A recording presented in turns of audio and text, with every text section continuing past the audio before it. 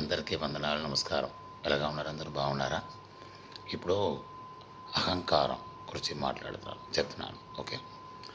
ఈ అహంకారం ఎక్కడి నుంచి వస్తుంది? మన మైండ్ నుంచి వస్తుంది. మైండ్ ఎలాగా ఉండాలి? కూల్గా ఉండాలి. ఒకవేళ కష్టపడి పైకి వచ్చిన తర్వాత మనకి అహంకారం ఉండకూడదు. ఒకవేళ లాటరీ దొరికింది, అహంకారం ఉండకూడదు. ఒకవేళ ఎక్కడైనా మనకు ఎవరైనా ఇచ్చారు, ఫ్రీగా ఇచ్చారు, అహంకారం ఉండకూడదు. ఓకే. సో అహంకారం ఒక రోగం, అది సైకలాజికల్ మానసిక రోగం. అది మాత్రం ఉండకూడదు. అది ఉంటే మన ఫ్రెండ్షిప్ పోతుంది, మన ఆరోగ్యం పోతుంది, మన వాల్యూ పోతుంది, మన అన్నీ పోతుంది. తర్వాత దేవుడు ఒక లైన్ పెడుతున్నారు, మీకు టైం వచ్చింది, రా రా బాబా, రానైనా రా అమ్మాయి, అలాగా తీసుకెళ్ళిపోతారు తొందరగా.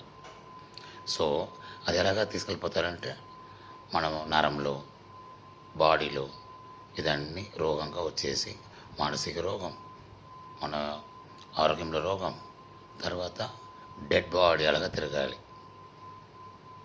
ఓకే. దెయ్యం అలాగా తిరగాలి. సో అందుకోసం ఈ అహంకారం అస్సలు, ఒకవేళ ఈ ఫ్రెండ్స్తో, ఒకవేళ మనుషులతో ఎవరికైనా ఉంటే అడ్వైస్ చేయండి. అహంకారం ఎప్పుడూ అది లాస్, పెద్ద నష్టం, లాభమే లేదు.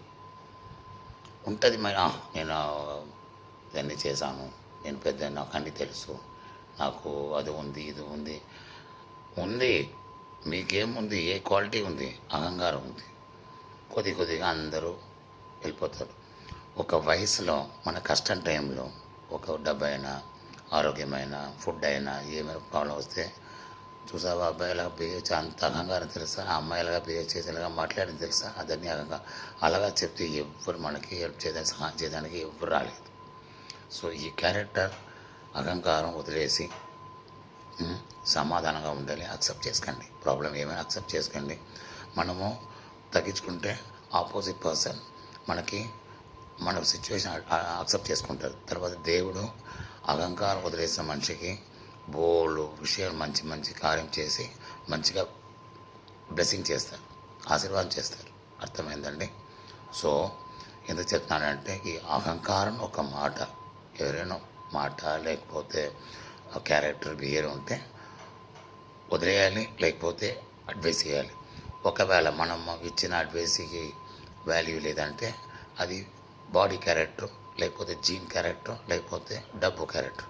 అది కొంతసేపు ఉంటుంది, తర్వాత అదే రోగమైంది అవుతుంది, తర్వాత విషం అవుతుంది. Be careful.